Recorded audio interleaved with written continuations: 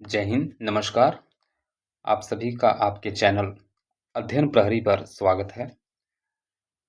अपने इस प्लेटफॉर्म पर हम लोग आगामी होने वाले UP PCS pre, RO pre और यूपीएसआई और विभिन्न ऐसे परीक्षाएं जहां पर पॉलिटी से प्रश्न पूछे जाते हैं, उनको दृष्टिगत रखते हुए हम लोगों ने एक सेक्शनल टेस्ट सीरीज अर्थात उसमें पहले हम लोग पॉलिटी के शॉर्ट नोट क्रिएट कर रहे हैं और हमने आज अभी इससे पहले 2 लेक्चर आपको दिए हैं। ये तीसरा लेक्चर होगा। इन 3 लेक्चरों में हमने एक प्रतिष्ठित संस्था है उनकी टेस्ट सीरीज का नोट्स बना लिया है और इस तरह से ये हमारा पहला टेस्ट सीरीज के नोट्स बन गए हैं। इसके बाद और आपको कम से कम 4 टेस्ट सीरीज के नोट्स प्रोवाइड कराए जाएंगे और आप पाएंगे कि कम से कम 50 से 60 पेज के नोट्स आपके बनेंगे और ये मेरा पूरा विश्वास है। मैं पहले भी आपसे कहा हूँ कि जो भी परीक्षाएं होंगी, चाहे यूपी पीसीएस की हों या आरओ की हों या यूपीएसआई की हों या और भी ऐसे वनडे एग्ज़ाम, आपको मैक्सिमम क्वेश्चन 80 to 90% आपको यहीं से मिलेंगे। ये परीक्षा होने के उपरांत मैं आपको प्रूफ भी दिखाऊंगा। तो ज़्यादा समय नहीं लेते हैं, चलते हैं अपने अगले लेक्चर की तरफ।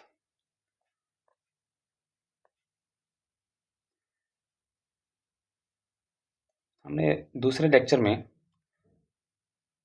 पढ़ा था कि जेवीपी समिति के बारे में।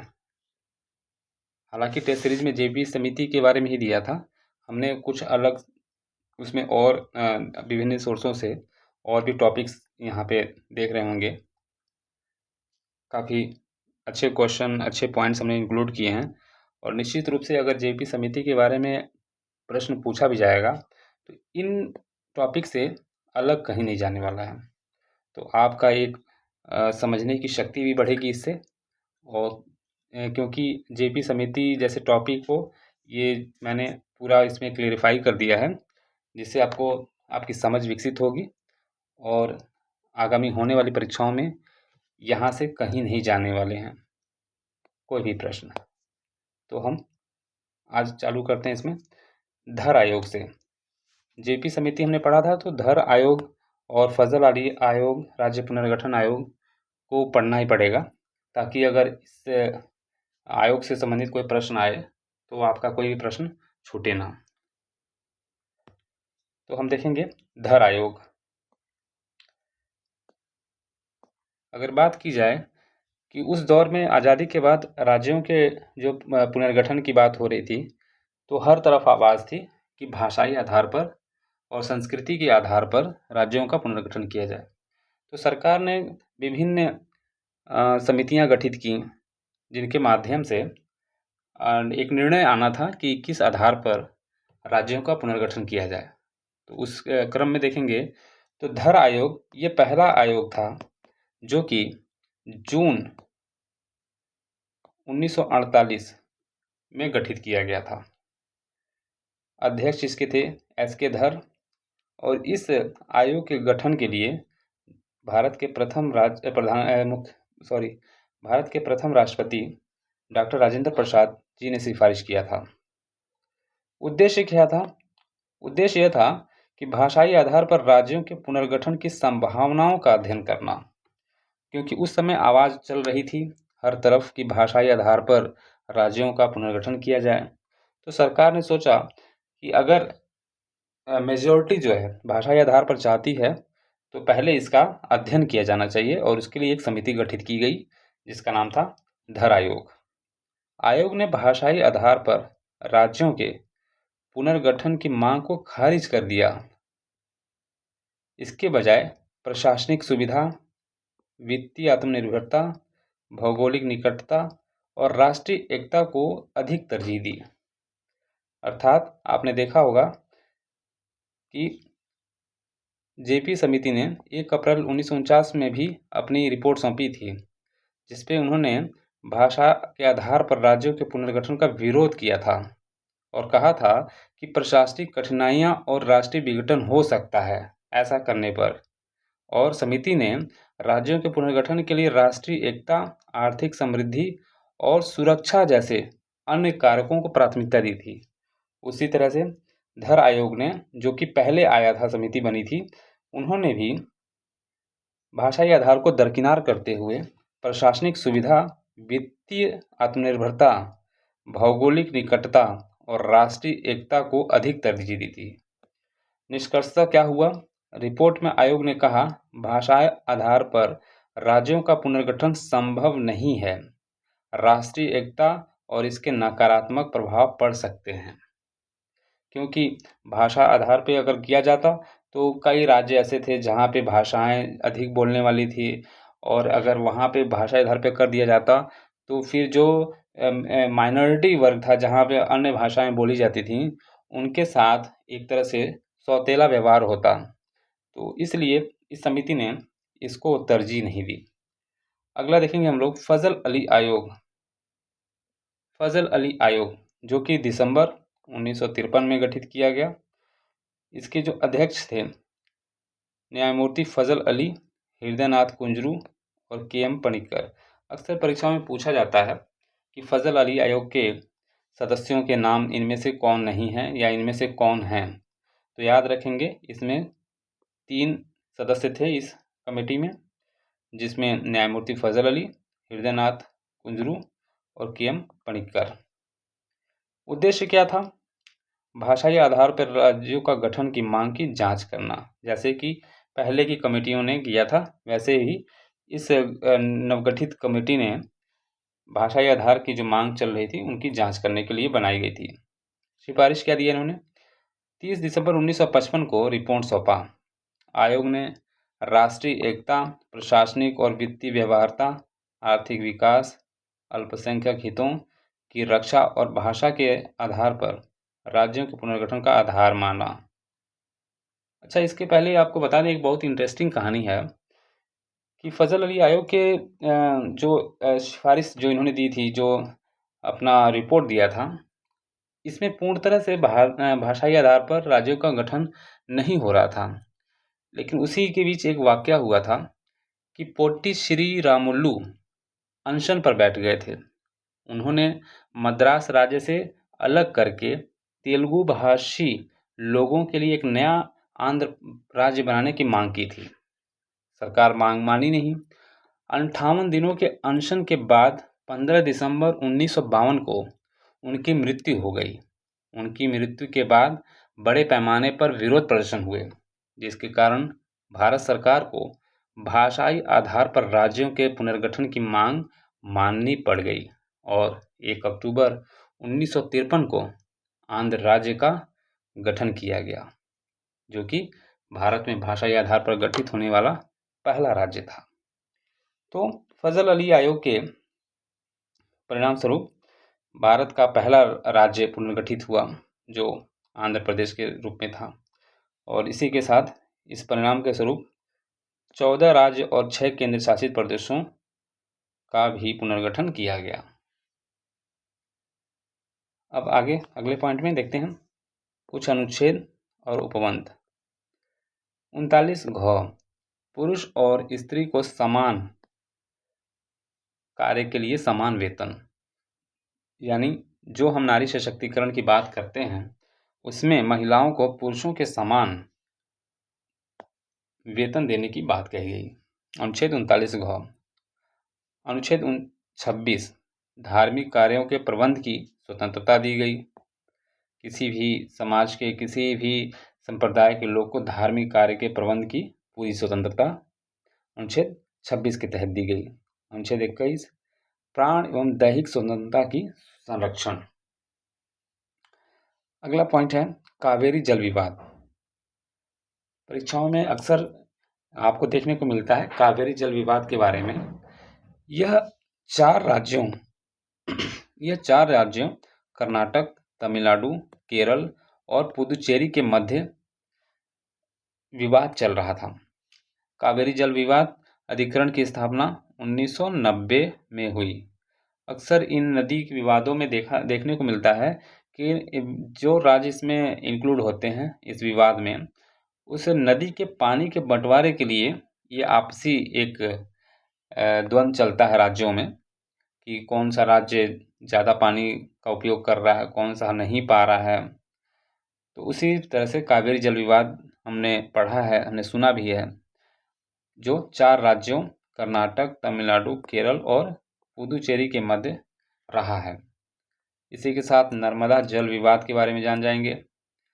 यह नर्मदा जल विवाद मध्य प्रदेश, गुजरात, महाराष्ट्र और राजस्थान, सेम उसी तरह जैसे कावेरी में 4 राज्य थे, उसी तरह नर्मदा जल विवाद में 4 राज्य संलग्न थे, जो मध्य प्रदेश, गुजरात, महाराष्ट्र और राजस्थान। अच्छा, कारण क्या था? 1969 में नर्मदा जल विवाद न्यायाधिकरण का गठन किया गया। कारण यह था, एमपी और महाराष्ट्र पानी के ज़्यादा हिस्से पर दावा करते थे। एमपी और महाराष्ट्र याद रखेंगे कौन कौन से? यम से मध्य प्रदेश से का यम, पहला यम, और महाराष्ट्र का पहला यम, यानी डबल यम जो थे वो पानी का ज़्यादा हिस्से पर दावा करते थे, जबकि गुजरात और राजस्थान ये जो था ये सूखे से ग्रस्त थे। यहाँ सिंचाई के लिए पानी चाहते थे लेकिन उतनी पर्याप्त मात्रा में मिल नहीं पाता था। इसलिए नर्मदा नदी जो जल विवाद था उसमें 4 राज्य इसमें संलग्न थे, जो मध्य प्रदेश, गुजरात, महाराष्ट्र और राजस्थान। अगला हम देखेंगे पंचायती राज समितियाँ। बलवंत राय मेहता समिति 1957, इसके बारे में हम लोगों ने पहले पढ़ा है, इसमें अपने नोट्स में आपको पिछले लेक्चर में बताया भी है। बलवंत राय मेहता ने त्रिस्तरीय पंचायतों की बात की थी। सादिक अली समिति 1964, अशोक मेहता समिति 1977। ये 2 समितियां काफ़ी इम्पोर्टेंट हैं, परीक्षाओं में अक्सर ये मिल जाता है आपको, लगभग में प्रत्येक वर्ष आपको ये इन पे प्रश्न आते हैं। जी वी के राव समिति 1985, हनुमंत राव 1983, एम सिंघवी 1986, पी.के. थुंगन 1989। उपराष्ट्रपति का निर्वाचन, पहले हमने पढ़ा था राष्ट्रपति का निर्वाचन के बारे में, अब पढ़ेंगे उपराष्ट्रपति के निर्वाचन के बारे में। संसद के दोनों सदनों के निर्वाचित और मनोनीत सदस्य भाग लेते हैं, जबकि राष्ट्रपति में सिर्फ निर्वाचित सदस्य भाग ले रहे थे संसद के दोनों सदनों के। वहीं उपराष्ट्रपति के लिए दोनों सदनों के निर्वाचित और मनोनीत सदस्य भाग लेते हैं। अनुच्छेद 26-66 में इनका उल्लेख किया गया है। उच्चतम न्यायालय के न्यायाधीशों को हटाने की जो प्रक्रिया है वो क्या होती है? सिद्ध कदाचार, असमर्थता के आधार पर इन्हें हटाया जा सकता है। सिद्ध कदाचार, असमर्थता के आधार पर इन्हें हटाया जा सकता है। अच्छा, प्रस्ताव कहाँ आएगा? संसद के किसी भी सदन में एक प्रस्ताव लाया जाता है जिसके लिए लोकसभा, माफ़ी चाहता हूँ आप लोगों को स्क्रीन छोटा दिखाई दे रहा होगा, अब सही कर दे रहा हूँ। प्रस्ताव, संसद के किसी भी सदन में एक प्रस्ताव लाया जाता है जिसके लिए लोकसभा में कम से कम 100 सदस्यों या राज्यसभा में 50 सदस्यों के हस्ताक्षर आवश्यक होते हैं। यानी संसद के किसी भी सदन में, चाहे वो लोकसभा हो या राज्यसभा हो, लेकिन लोकसभा में कम से कम 100 सदस्य होने चाहिए, राज्यसभा में 50, क्योंकि लोकसभा में सीटों की संख्या अधिक होती है राज्यसभा की तुलना में। तो लोकसभा में 100 सदस्य और राज्यसभा में 50 सदस्य के हस्ताक्षर होते हैं। प्रस्ताव को दोनों सदनों द्वारा विशेष बहुमत अर्थात 2/3 से पारित किया जाना चाहिए।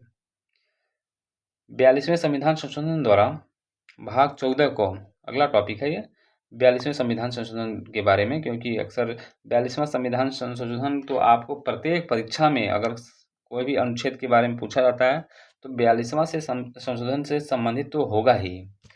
भाग 14 को अधिकरण के बारे में जो बात करता है के तहत 323 ख जोड़कर अधिकरण के संबंध में प्रावधान किया गया। अनुच्छेद 213, राज्यपाल को अध्यादेश जारी करने की शक्ति है। राज्यपाल को अध्यादेश जारी करने की शक्ति है। विधानमंडल का सत्र आरंभ होने से 6 सप्ताह के भीतर अध्यादेश का अनुमोदन न होने पर यह समाप्त हो जाता है। अर्थात राज्यपाल द्वारा किसी विषय पर अगर अध्यादेश लाकर एक कानून बनाने की प्रक्रिया प्रारंभ की जाती है और विधानमंडल का सत्र आरंभ होने के 6 सप्ताह के भीतर अध्यादेश अगर अनुमोदित नहीं होता है तो ये समाप्त मान लिया जाएगा। उस बीच में इसको जो है अनुमोदित हो जाना चाहिए। अगला है अनुच्छेद 393। भारतीय संविधान के संक्षिप्त नाम के बारे में उपबंध है। भारतीय संविधान के संक्षिप्त नाम के बारे में उपबंध। हम जानते हैं कि 395 अनुच्छेद हैं संविधान में, तो इस प्रारंभ के अनुच्छेदों में आप नहीं पाएंगे, लेकिन 393 अंततः 2 अनुच्छेद और पहले संक्षिप्त नाम के बारे में उपबंध किया गया है।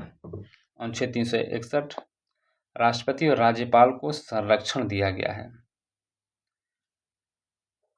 अगला टॉपिक है धन विधेयक। यह केवल लोकसभा में पेश किया जाता है। ध्यान देंगे, धन विधेयक अनुच्छेद 110 के तहत यह केवल लोकसभा में पेश किया जाता है। धन विधेयक के संबंध में संयुक्त अधिवेशन का प्रावधान नहीं है।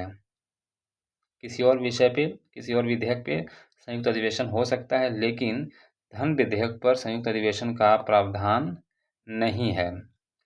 राज्यसभा धन विधेयक को केवल 14 दिन तक अपने पास रोक सकती है।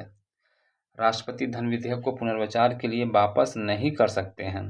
अगर उनके मन में हो कि पुनर्विचार करेंगे, उसे वापस कर दिया जाए, तो वापस नहीं कर सकते हैं। अनुच्छेद 110 में वर्णित किया गया है। इसे पेश करने से पहले राष्ट्रपति की पूर्व अनुमति आवश्यक है। अगर लोकसभा में पेश किया जाना है धन विधेयक, तो पेश किए जाने से पहले राष्ट्रपति महोदय की पूर्व अनुमति आवश्यक है।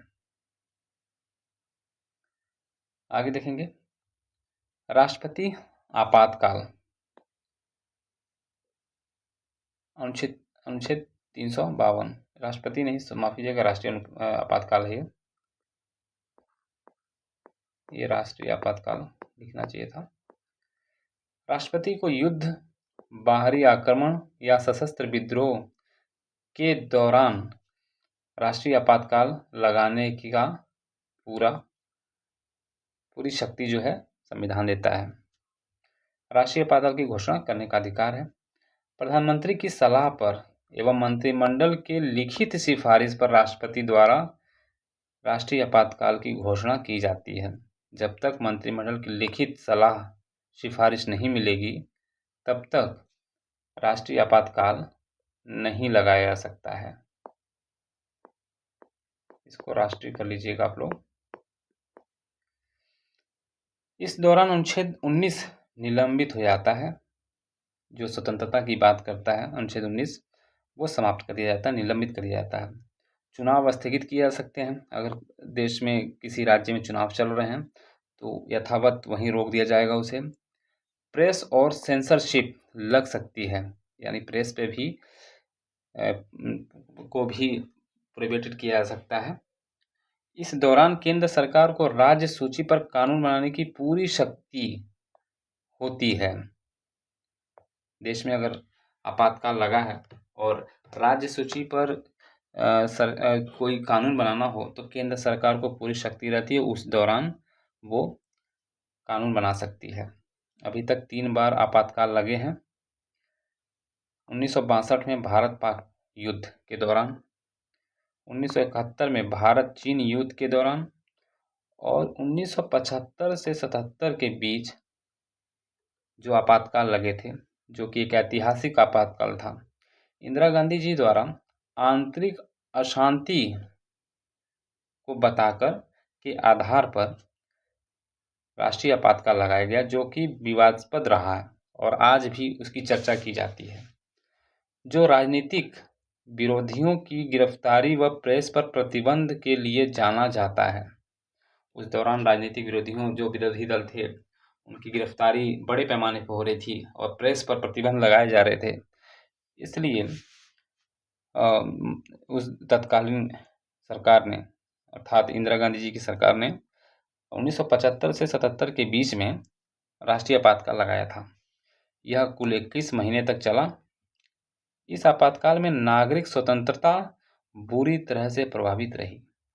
जैसा कि हम जान रहे हैं, अनुच्छेद 19 प्रतिबंधित कर दिया जाता है, इसलिए नागरिक की जो स्वतंत्रता होती है वो रोक दी जाती है।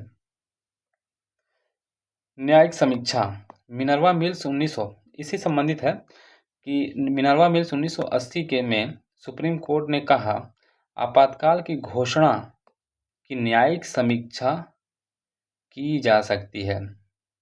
जितने भी पूर्व में आपातकाल लगेंगे जब भी, तो उनकी न्यायिक समीक्षा सुप्रीम कोर्ट के द्वारा एक न्यायिक समीक्षा पैनल बनेगा जहाँ पे इसकी समीक्षा की जाएगी।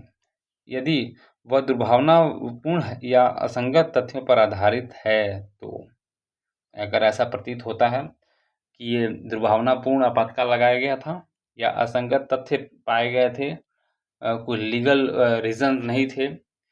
लीगल रीज़न में जैसा कि आपने ऊपर पढ़ा ही है कि राष्ट्रीय आपातकाल कब लगाए जाते हैं, युद्ध, बाहरी आक्रमण या सशस्त्र विद्रोह। अगर इनसे विरत कारण है तो एक न्यायिक समीक्षा गठित की जाएगी जिस पे जांच होगी। राष्ट्रीय आपातकाल को साधारण बहुमत से वापस लिया जा सकता है।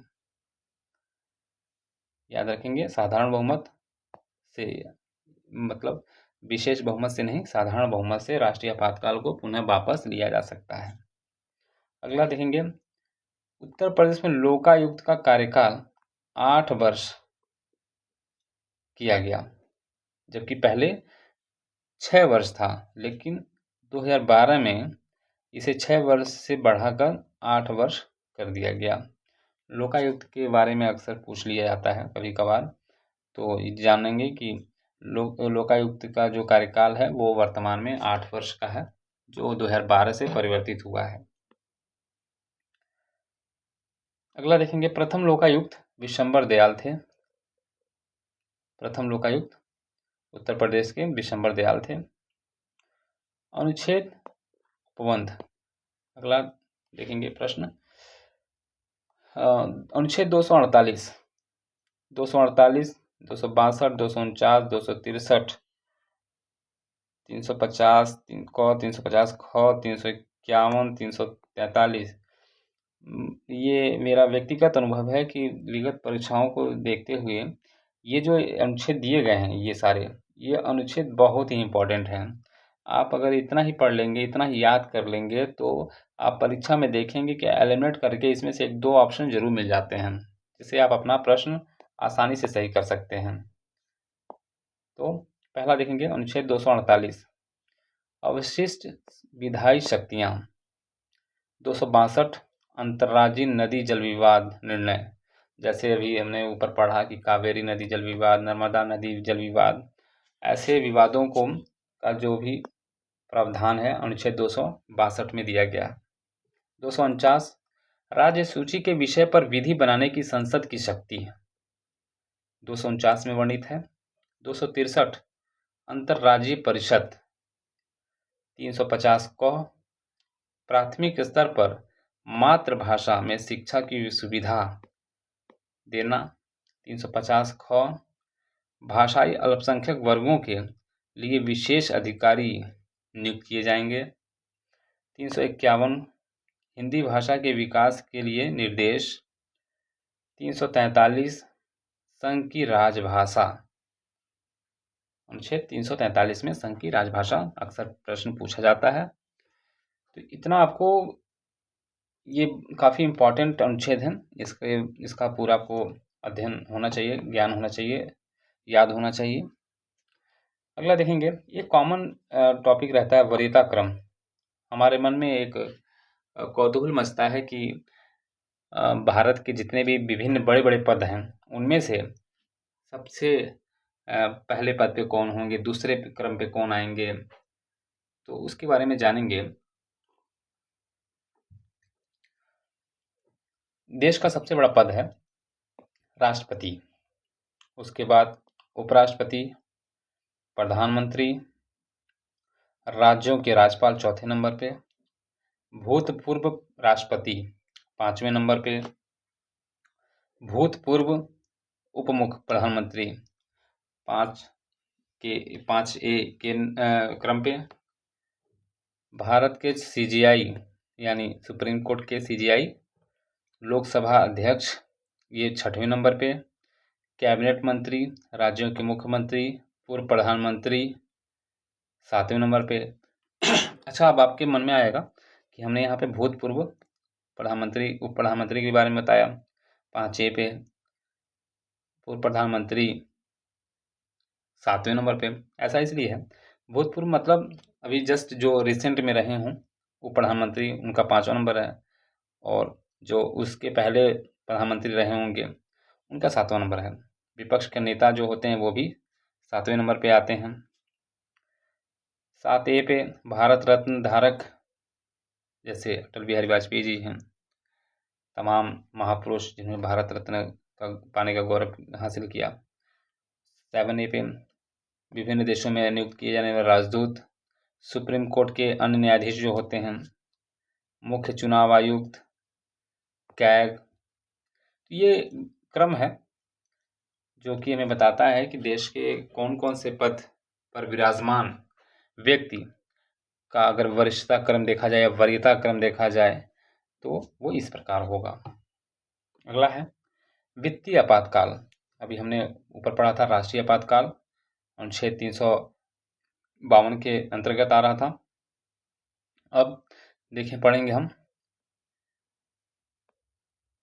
वित्तीय आपातकाल। वित्तीय आपातकाल अनुच्छेद 360, राष्ट्रपति केंद्रीय मंत्रिमंडल की सलाह पर लागू करेंगे वित्तीय आपातकाल।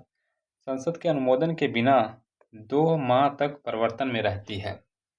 अगर संसद के अनुमोदन अभी नहीं मिला है तो 2 माह तक वित्तीय आपातकाल रह सकता है।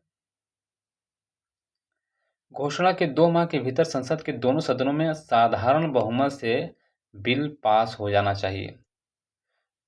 संसद के 2 माह के भीतर अगर घोषणा की जाती है वित्तीय आपातकाल की, तो उसके अगले 2 महीने तक के भीतर आपको दोनों सदनों में साधारण बहुमत से बिल पारित हो जाना चाहिए कि देश में वित्तीय आपातकाल लगने वाला है।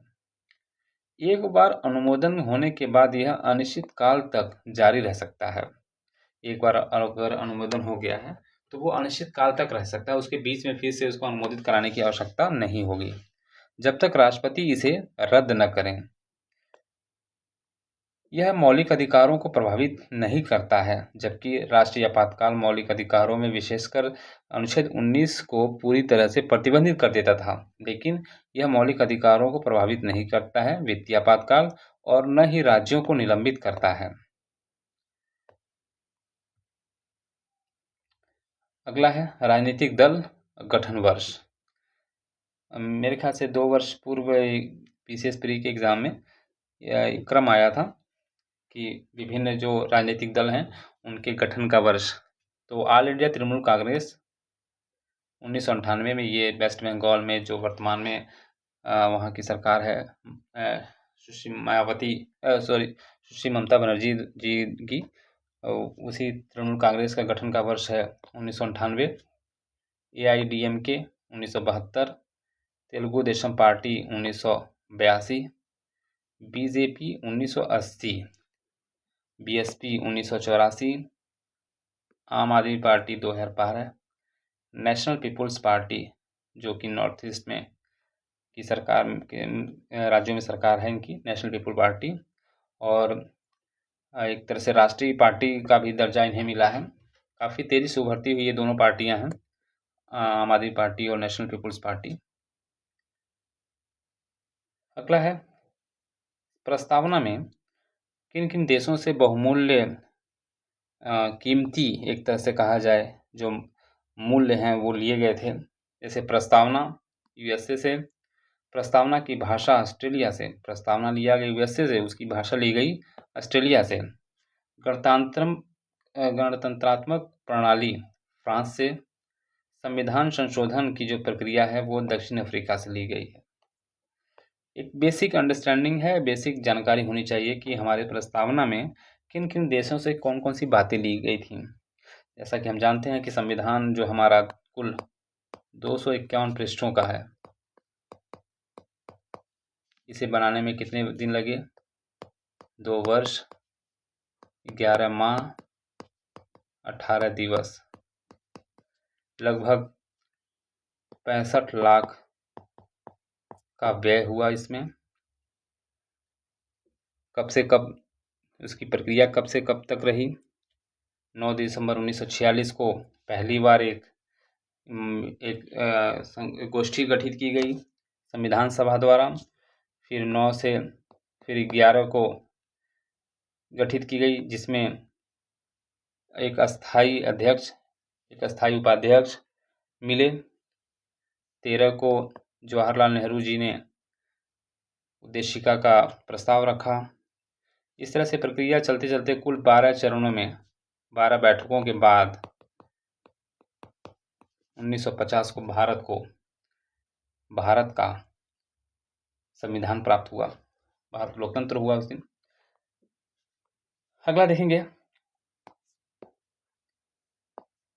अनुच्छेद उपबंध 323 क। ये अधिकरण के बारे में हमने ऊपर पढ़ा था।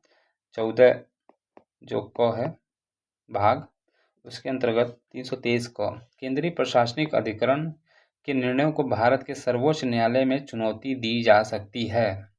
इसमें प्रावधान किया गया 323 क में। 343 संघ की राजभाषा, ऊपर हमने पढ़ा था। 243 ग पंचायतों की संरचना संबंधी प्रावधान। 243 ग। 324 चुनावों का अधीक्षण, निर्देशन और नियंत्रण निर्वाचन आयोग में निहित है।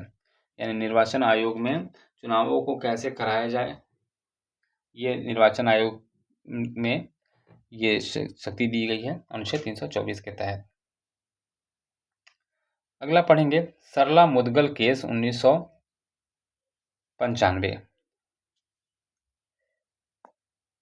इस मामले में सुप्रीम कोर्ट ने कहा, हिंदू विवाह अधिनियम 1955 के तहत किसी हिंदू पति द्वारा इस्लाम धर्म अपनाने के बाद किए गए दूसरे विवाह को तब वैध माना जाएगा जब वो पहले विवाह का विघटन हो जाए।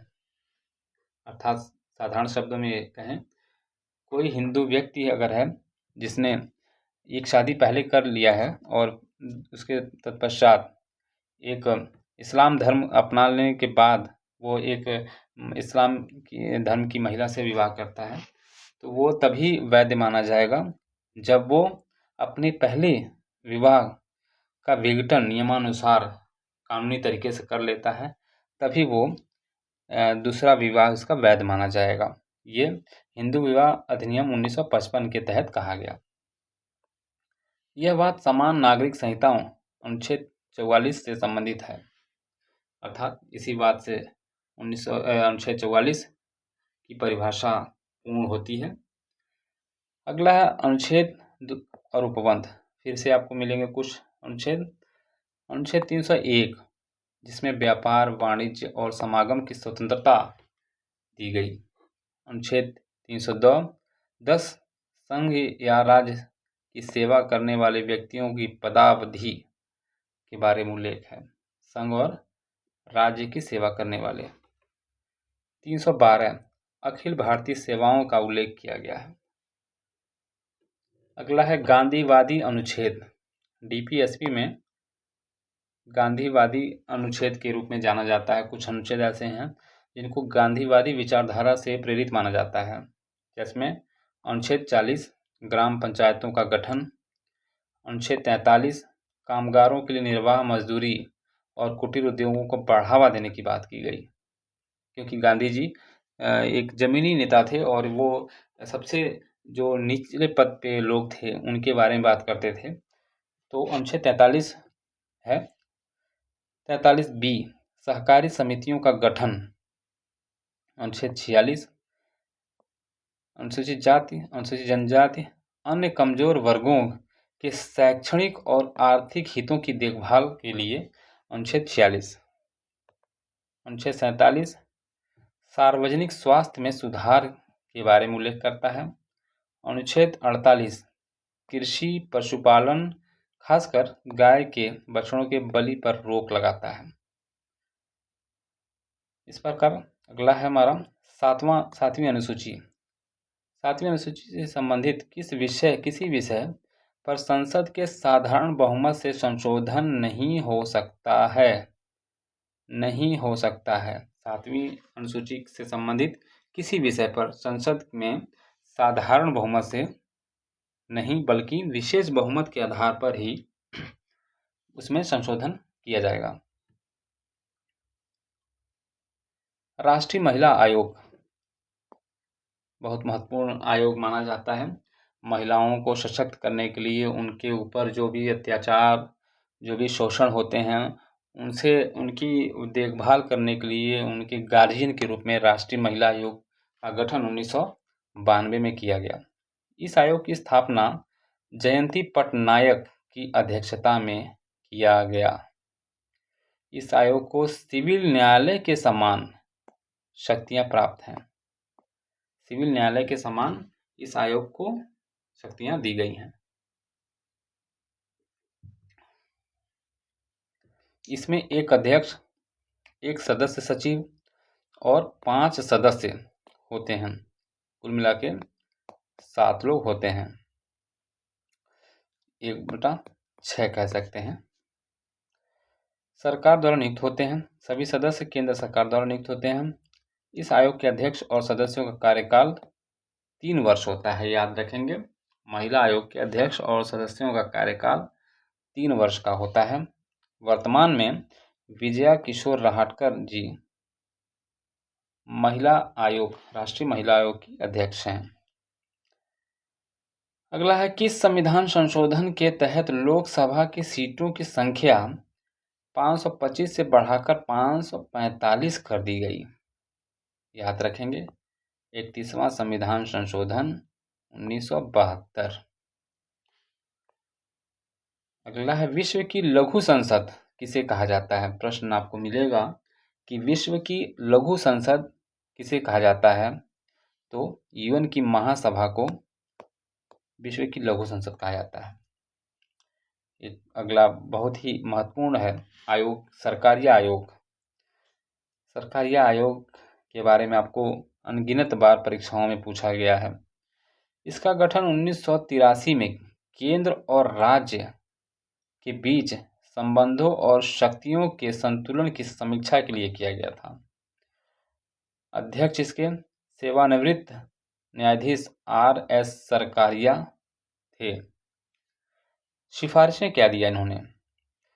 सिफारिशों में 263 के तहत, अनुच्छेद 263 के तहत एक स्थायी अंतरराज्य परिषद की स्थापना की सिफारिश की, ताकि केंद्र और राज्य के बीच संवाद हो सके, मतलब बातचीत हो सके, किसी भी मुद्दे पर विचार विमर्श हो सके।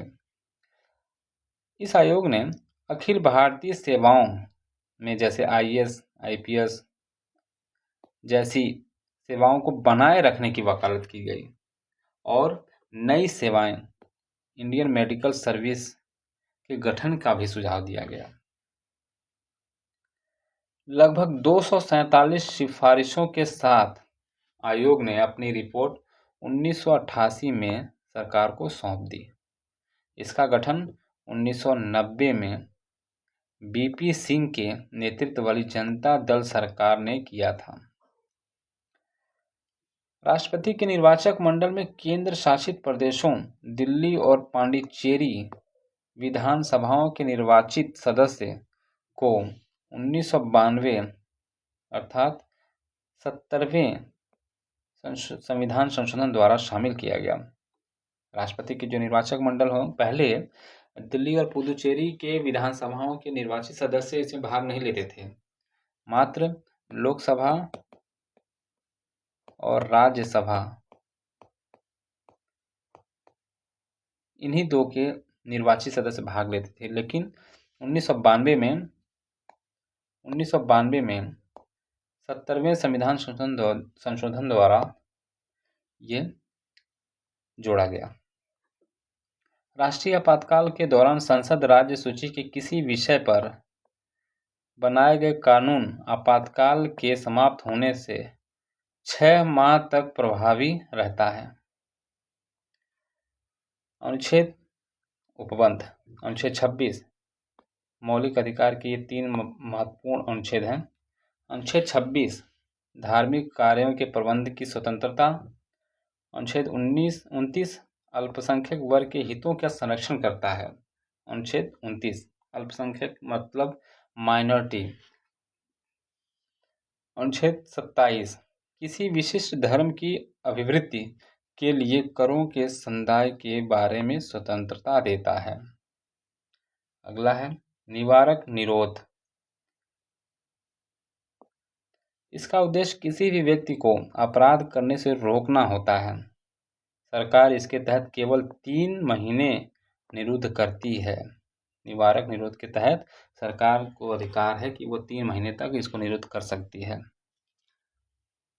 और इसका उद्देश्य व्यक्ति को अपराध करने से रोकने के लिए होता है।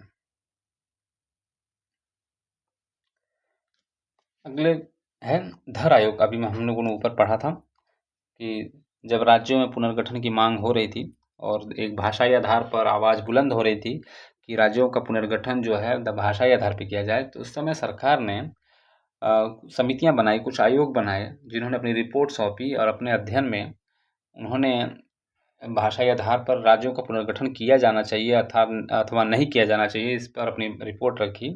जिसमें सबसे पहला आयोग था जो धर आयोग, जून 1948 में। इन्होंने भी भाषाई आधार पर राज्यों के पुनर्गठन की मांग को ठुकरा दिया था। जेवीपी समिति, जिसमें 3 लोग थे, जवाहरलाल नेहरू जी, वल्लभ भाई पटेल जी और पट्टाभी सीतारामैया जी। इन्होंने भी दिसंबर 1948 में ये कमेटी गठित की गई और इस समिति ने भी भाषाई आधार को दरकिनार किया गया था। फजल अली आयोग दिसंबर 1953 में गठित हुआ। इन्होंने भी भाषाई आधार पर बहुत बल नहीं दिया, लेकिन उस दौरान अभी हमने आपको बताया कि श्री राम कुटुम्बुल्लू जो थे और 51 दिन के अनशन के बाद उनकी मृत्यु हो जाती है, जिसके बाद एक लोगों की जो सिंपैथी थी भाषाई आधार पर और लोग आग बबूले हो गए थे कि हमें भाषाई आधार पर ही चाहिए, तो सरकार को आनन फानन में भाषाई आधार पर करना पड़ा। राज्य पुनर्गठन आयोग 1956 में गठित किया गया। अगला है भारत की संचित निधि। काफ़ी महत्वपूर्ण है ये संचित निधि के बारे में जानना। अनुच्छेद 266 के तहत यह संसद के नियंत्रणाधीन रहती है, अर्थात संसद के नियंत्रण में रहती है समिति, ये संचित निधि जो होती है। यह भारत सरकार का वह केंद्रीय कोष है जहां कर, शुल्क, ऋण, सार्वजनिक उपक्रमों से लाभ सब जमा होता है। यानी जितने भी टैक्स होते हैं, शुल्क होते हैं, जो भी ऋण होते हैं, सार्वजनिक उपक्रमों से जो लाभ होते हैं, सब इसी संचित निधि में इकट्ठा होता है। इसका उपयोग आकस्मिकता निधि और लोक लेखा को छोड़कर सभी सरकारी खर्चों के लिए किया जा सकता है। यानी इस पैसे का उपयोग जो है आकस्मिक निधि में नहीं किया जाएगा और लोक लेखा में नहीं होगा। इसके अतिरिक्त हर सरकारी खर्चों के लिए किया जा सकता है।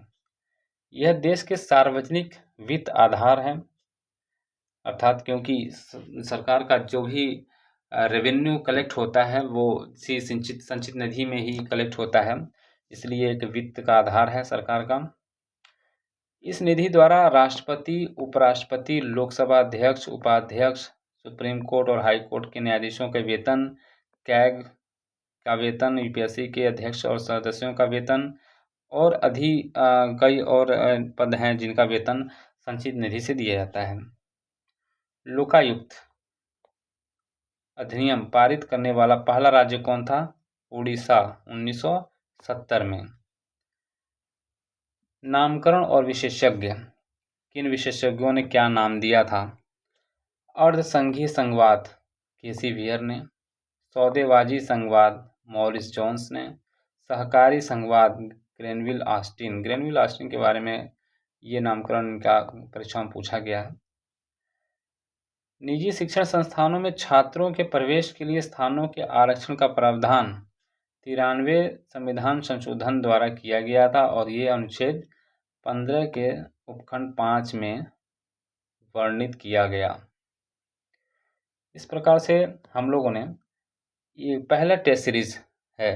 पॉलिटी का तो जो सेक्शनल था उसके सारे इम्पोर्टेंट फैक्ट्स और विभिन्न रिसोर्स से हमने उस टॉपिक्स की गुणवत्ता को बढ़ाया है। और आप देखेंगे कि कुल 14 पेज में ये हमारे एक टेस्ट सीरीज़ का नोट्स बना है। इस तरह से आपको कम से कम 4 और प्रतिष्ठित जो संस्थाएं हैं उनके टेस्ट सीरीज़ के नोट्स प्रोवाइड कराएंगे। अगले लेक्चर में आपको देखने को मिलेगा। इस तरह से आप पाएंगे कि कम से कम 5 टेस्ट सीरीज़ के जो नोट्स होंगे आपको 60 से 70 पेज में वो देखने को मिलेगा। और ये 60 से 70 पेज आप मुझे लगता है कि 1 से 2 दिन में आप इसे अच्छे से पढ़ सकते हैं। और ये पूरा विश्वास है, मैं आपको कई बार बता रहा हूँ कि आपको एग्ज़ाम के सारे प्रश्न इनसे होते हुए होकर जाते हुए देखेंगे आप। जैसे सरकारी आयोग के बारे में बात किया जाएगा तो इसमें से ये जो हमने टॉपिक ये बनाए हैं, ये आपको क्या लगता है इससे बाहर जाएंगे? ये काफ़ी इनफ है उनको करेक्ट कराने के लिए। इसी तरह ऊपर आप देखेंगे अगर वरीयता क्रम पूछ लिया जाए तो इसमें से आपको सारे जो वरिष्ठ पद हैं उनके बारे में दिखाया गया है। ये सारे इम्पोर्टेंट अनुच्छेद आपको मिलेंगे यहीं से। इसको पहले हम इरेज कर दें, समझने में आसानी रहेगी। इसी तरह धन विधेयक के बारे में बात की जाएगी तो आप देखेंगे कि आपके सारे पॉइंट्स इसमें क्लियर हो जा रहे हैं धन विधेयक के। तो कुल मिला के आपके ये बहुत बेहतरीन नोट्स हैं और आपको रिवाइज करने में बहुत सहूलियत देंगे। आप परीक्षा से आप जिस भी रिसोर्स को फॉलो कर रहे हैं, जैसे भी पढ़ रहे हैं, ऑनलाइन पढ़ रहे हैं, ऑफलाइन पढ़ रहे हैं, किताबों से पढ़ रहे हैं, वो डज़न्ट मैटर है। आप चाहे जिससे पढ़िए, लेकिन हाँ मेरा पूरा विश्वास है कि आप परीक्षा से पहले या अभी अगर आप इसको लेके चलते हैं तो आप पाएंगे अगर परीक्षा में यूपीपीसीएस में अगर मान लीजिए 15 प्रश्न आते हैं प्री में तो आपको 12 से 13 प्रश्न आपको इस शॉर्ट नोट से मिलेंगे पूरे 12 से 13 प्रश्न। तो आप चाहे जिस रिसोर्स को फॉलो कर रहे हैं आप उसको करते रहिए और साथ साथ इसको भी लेके चलते रहिए। आपको परीक्षा में निश्चित रूप से ज़्यादा लाभ देंगे। इसी के साथ मिलते हैं आपको अगले लेक्चर में। तब तक के लिए जय हिंद, जय भारत।